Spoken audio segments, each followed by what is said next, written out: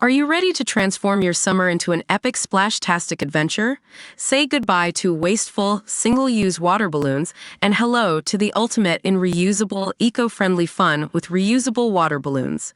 Check out the link in the video description to get yours on Amazon today. A rescued hostage has told how he was kept chained up for months on end in Gaza as sadistic guards repeatedly threatened to kill him and his fellow captives. Andrei Kozlov, 27, was held for 245 days by Hamas, who would punish him by locking him in a squalid toilet or piling blankets on him in 40°C heat if he disobeyed them. He cried every day fearing he would die at any moment as the terrorists told fellow hostages Almog Meir Jan, 21, and Shlomi Ziv, 40 they would put him in the grave. But suddenly on June 8 Israeli special forces burst into the apartment, killed the guards and rescued the three men alongside Noah Argamani, 26, who was held in a nearby building. Today he becomes the first of the four captives to speak out as he starts his fight to save the 120 hostages who remain in Gaza. It's like I have come out of another planet, another universe, Mr. Kozlov tells the Daily Mail as he reflects on his freedom in Tel Aviv.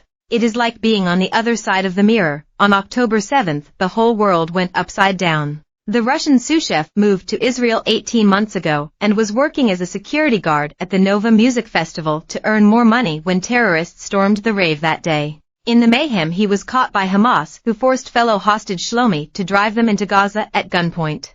For the first 2 days of captivity we were tied with hands behind our backs, Mr. Kozlov says. Then for 2 months we were tied up in chains, in front, hands 20 centimeters apart, and legs 40 centimeters apart. You go to the toilet like that, you sleep like that. The chains are noisy. Every day you feel that your life is almost over. You never know what they were going to do to you. Maybe they will kill you. Maybe they will do something else. Maybe you will be their slave. They threatened us. One of them had a big stick knife. I can't talk about it. Mr. Kozlov was held with Almog and Shlomi for 8 months and the three men were moved 7 times, sometimes in broad daylight in full view of Palestinian civilians. They saw my eyes, I could tell, he says of non-combatants. But they just didn't care. We walked straight past them. No one asked if I was a hostage, they didn't care, they just walked by. He received different treatment from each guard, with some allowing them to use a toilet while others forced them to share a bucket in the room where they were held. One guy in particular was terrible, he said. One of the hardest punishments that I had was to be covered with really thick blankets in the middle of May. I couldn't move and you couldn't make space to breathe fresh air. You're sweating over it. You were not allowed to shower because you had to smell your smell. I just tried not to show any emotions. One of them was very crazy, shouting, "Don't look at me. Sit on the mattress." I know I am not a dog, but I did what he wanted. Explaining what could lead to punishment, Mr. Kozlov said every word can be dangerous, with one guard tying his hands for 2 days because he saw him move off his mattress without permission.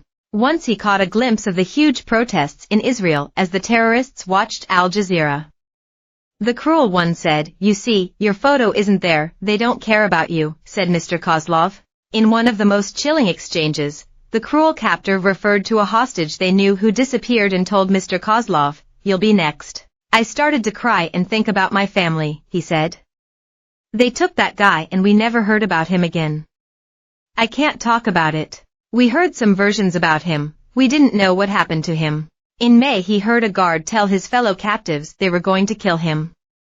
He promised to Shlomi and Almog to put me in the grave, he said. He told them, "You will see in the future, I will put him into the grave." You repeat in your head, what will I do if something bad happens? How will I defend myself?